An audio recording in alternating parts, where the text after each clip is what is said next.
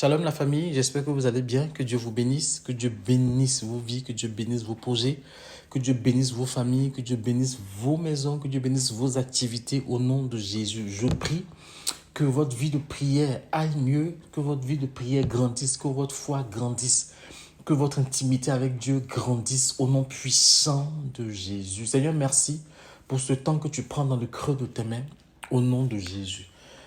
Voilà, on va poursuivre notre série sur les fondamentaux de la marche chrétienne. Je dis les fondamentaux parce que je me fonde sur Hébreux 6, versets 1 et 2. Donc, je parle de ce dont Hébreux 6 parle. Voilà. Donc, on a vu jusque-là, le dernier qu'on a vu, c'était le baptême. Donc, on a fini le baptême par le baptême dans la souffrance. Et là, j'ai lu que des versets pour qu'on comprenne que dans la vie chrétienne, on va participer à la souffrance de Christ aussi. En tout cas, notre part sur cette terre, parce que voilà, les chrétiens seront d'une manière ou d'une autre de plus en plus visés, de plus en plus discrédités. Et aussi parce que voilà, on ne fait pas souvent attention, nous, en tant que serviteurs de Dieu. Et voilà, que Dieu nous aide. Aujourd'hui, on va parler de l'imposition des mains. L'imposition des mains, qui est quelque chose de très important. C'est un symbole important dans la Bible, l'imposition des mains.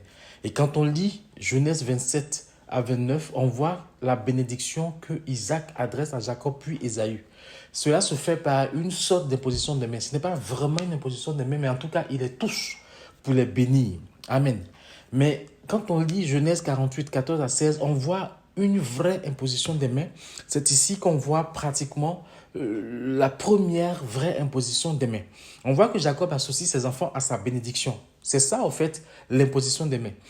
Il associe ses enfants à sa bénédiction. Jacob prie et rappelle dans ses prières que Dieu l'avait béni et secouru par le passé. Donc, il associe ses enfants à sa bénédiction, sa descendance, en tout cas à sa bénédiction. Il demande à Dieu d'y associer ses enfants, de les y inclure dans sa relation privilégiée. Il est important que les promesses que Dieu nous fait là, on puisse aussi les transmettre à nos enfants par imposition des mains, mais conduits par l'Esprit de Dieu. Amen. Quand on lit Exode 29, 10, on voit que l'imposition des mains symbolise l'association de la victime à celui qui offrait le sacrifice dans la culpabilité, l'adoration, la consécration. Et réciproquement, l'association de la personne à la justification qui résultait du sacrifice de la vie de la victime. Donc l'imposition des mains aussi est importante parce que tu t'associes. Tu t'associes dans la culpabilité, dans l'adoration, de la consécration.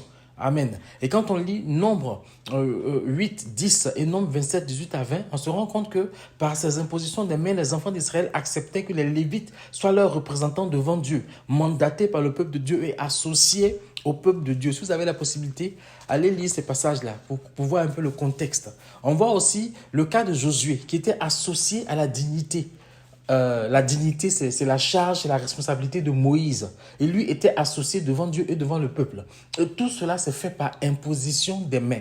Et quand on lit Lévitique 24, verset 14, on voit une autre forme d'imposition des mains. Ici, il ne s'agit pas de bénédiction, il ne s'agit pas de consécration, mais il s'agit du peuple qui s'associe par imposition des mains pour condamner un blasphémateur. Il faut comprendre, il faut se rappeler que le blasphème, c'est l'insulte de Dieu en public. Quand tu insultes Dieu en public, quand tu exprimes une insulte à Dieu en public, on parle de blasphème. Il en résulte une souillure pour ceux qui entendent ce blasphème, pour ceux qui entendent ces insultes. Donc, le fait d'imposer les mains sur la tête du blasphémateur, ces personnes-là qui imposent les mains se désolidarisent de ce qui a été fait. Ils ne sont pas comptables de ce qui a été fait, mais ils se sont sentis spirituellement souillés. Donc, ils s'associent en quelque sorte au jugement que Dieu va prononcer sur cette personne-là. Donc, ça aussi, c'est imposition des mains. Et quand on lit Marc 6, le verset 5, Jésus guérit les malades par imposition des mains. Matthieu 8, 33, on voit la guérison d'un lépreux par imposition des mains. Luc 13, 12, 13, on voit que Jésus guérit la femme atteinte d'infirmité depuis 18 ans par imposition des mains. Dans tous les cas d'imposition des mains, la vie de Dieu était communiquée pour guérir les malades, pour délivrer. Amen. Ou on s'associait au jugement de Dieu, tout ça par imposition des mains. En général, l'imposition des mains se fait sur la tête pour imager ce qui descend du haut vers le bas. Quand on voit cela dans le psaume 133, verset 1 à 3. En Marc 16, 18, Jésus dit que nous imposerons les mains aux malades et ils seront guéris. On se rend compte alors que tous ceux qui ont cru peuvent imposer les mains aux malades. On a cette capacité-là de communiquer ce que Dieu nous a donné aux malades pour qu'ils reçoivent la guérison. Et quand on lit Acte 8, 14, 17 et Acte 9, 17, on voit l'imposition des mains aux croyants en vue du baptême du Saint-Esprit. On associe le croyant au Saint-Esprit afin qu'il lui soit communiqué, pour que lui aussi reçoive le revêtement, la plénitude de l'Esprit. Mais il faut faire tout cela conduit par l'Esprit de Dieu. Et le Saint-Esprit est reçu aussi sans imposition des mains, selon Acte 10, 44 et Acte 2, 3, 4. Amen. Et dans Acte 6, le verset 6, par imposition des mains, les apôtres associent les diacres dans leur rôle, leur charge et leur responsabilité devant Dieu, devant les chrétiens. C'est souvent que quand on lit les actes, on voit que l'apôtre Paul, après avoir implanté une église et formé des personnes, il leur impose les mains pour les associer à ce ministère-là, et il les laissait. Donc c'était des collèges en général qui dirigeaient les églises à cette époque-là. Il n'y avait pas un pasteur principalement qui dirigeait, mais une sorte de collège qui dirigeait les églises. Amen. Donc, il leur imposait les mains pour leur confier, pour les associer à la tâche, au ministère qu'il leur a confié. Mais ils n'imposaient pas les mains à n'importe qui. Ils imposaient les mains qui avaient aussi cet appel-là sur leur vie. Donc, voilà, dans un collège de diriger, pouvoir avoir des prophètes, des apôtres, des pasteurs, mais tout cela ensemble dirigeait l'église. Et quand la compréhension était difficile, ça créait du désordre, comme on a vu comme on voit dans les épîtres de Paul. Amen. Et en Acte 13, Saul et Barnabas étaient associés aux chrétiens pour aller prêcher l'évangile avec la bénédiction de l'église. On se rappelle, non? Mettez-moi à part Saul et Barnabas pour l'œuvre à laquelle je les ai appelés. Et les chrétiens ont jeûné, ont prié pour eux, ont imposé les mains et ils les ont envoyés. Donc, ils sont partis avec l'accord des chrétiens. L'imposition des mains aussi veut dire, nous sommes d'accord, allez-y, on vous soutient, on est avec vous. Et en 1 Timothée 5, 22, Paul recommande de ne pas imposer les mains rapidement. Il faut imposer les mains inspirées par l'Esprit de Dieu. Donc, j'ai dit tout ça là pour qu'on comprenne que l'imposition des mains est quelque chose de très important. Celui qui t'impose les mains ne peut te communiquer que ce qu'il a reçu, ne peut te communiquer que ce que lui il a. Si c'est un esprit de mort qu'il a, il va te communiquer un esprit de mort. Si c'est un esprit d'assoupissement qu'il a, il va te communiquer un esprit d'assoupissement. C'est pour ça que j'aime dire aux chrétiens, ne laissez pas n'importe qui vous imposer les mains.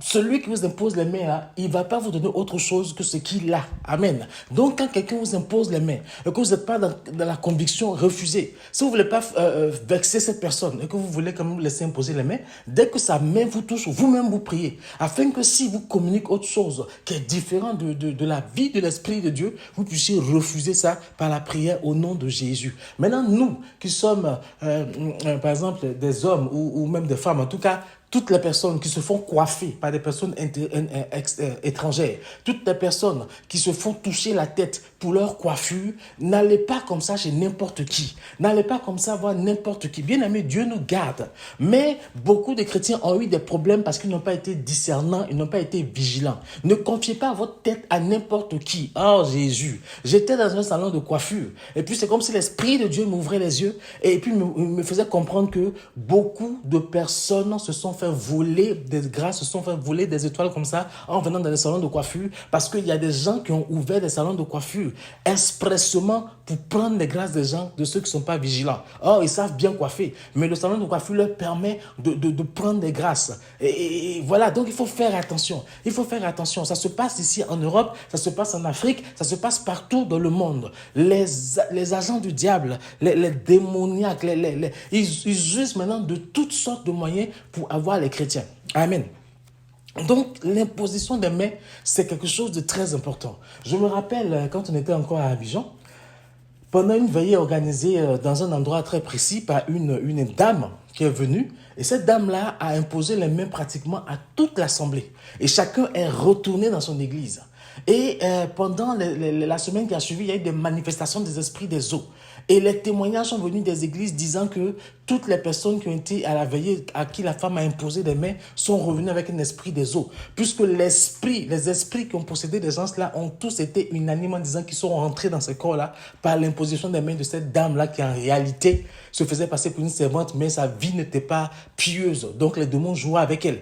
Donc il faut vraiment faire attention. Il faut vraiment faire attention. Nous tous qui prêchons, nous ne sommes pas forcément de Dieu. Nous tous qui prêchons, ne manifestons pas forcément le fruit de l'esprit. Nous tous qui prêchons... ne manifestons pas forcément, des fruits dignes de la repentance. Donc, ne laissez pas n'importe qui vous imposer les mains. Ce n'est pas parce que le gars a un beau discours. Ce n'est pas parce que le gars a une belle prestance. Ce n'est pas parce que le gars, excusez-moi de dire le gars, hein, il s'habille bien. Ce n'est pas parce que cette femme-là, elle s'habille bien, elle est belle, elle a un beau discours, qu'elle prêche bien, qu'elle est oigne de Dieu. Il faut faire attention. L'onction pour le ministère n'a rien à voir avec ta prestance, n'a rien à voir avec ton beau vocabulaire, n'a rien à voir avec ta manière de t'habiller. Non. Ça a à voir avec le Saint-Esprit. Ça a à voir avec les fruits que tu manifestes. C'est ça.